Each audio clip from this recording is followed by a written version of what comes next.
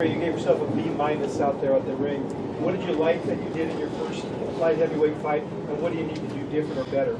I like that we showed that, that we're strong, plenty strong for this weight class. We showed the pop in this weight class. We just want to keep sharpening things up offensively, defensively, and but I have to give myself maybe a B- or so, because with the stop and go, layoffs and different things like that. We had the same situation with Edwin Rodriguez in 2013. He was the #1 contender. We fought Paul Smith, who had failed at two world titles against Arthur Abraham. He's a solid guy, and now we're fighting another #1 contender. So we're showing that even though we haven't been consistent per se, we can still come get the job done. Who would you like to fight in that tune-up fight, Andre? Excuse me? Who would you like to fight in the tune-up fight? Man, I'm just trying to go enjoy some time with my family right now. I don't even know. I gotta just reassess everything with my team, talk to them, and just see where they stand. Because all it's been about for me is, Sullivan Barrera. Hey Ward, you represented your country in the Olympics, won the gold medal. You represented your country in the Super 6, you won that, and now they ask you to step up out of your comfort zone to 175. You win your first fight there against the #1 contender.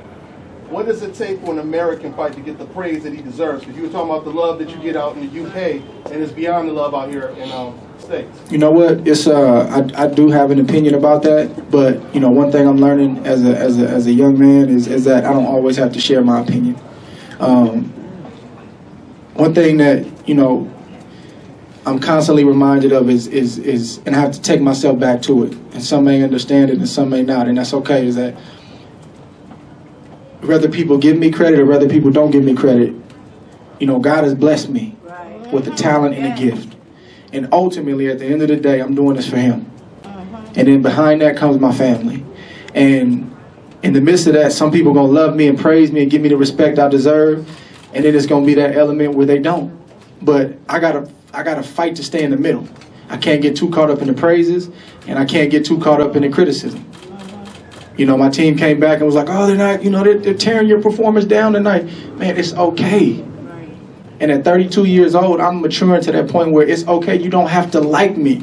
You don't have to like my style. You don't have to like my personality. But I do know that I'm authentic and I'm real. I try to give the fans, I try to give the network that I fight for, I try to give everybody all I have. But some people are not always going to like what you represent. There's a lot of cameras in here. Some people like your website, some people don't. You know what I'm saying? Some people like the way you write, some people don't. But you got to keep writing, right? You got to keep covering the sport, right? So that's what I try to. I don't always get it right. I'm not saying I've mastered it, but that's where I try to fight to stay in that place where it looks like, man, I feel like I should get this, but you know what? It's not about that. A lot of people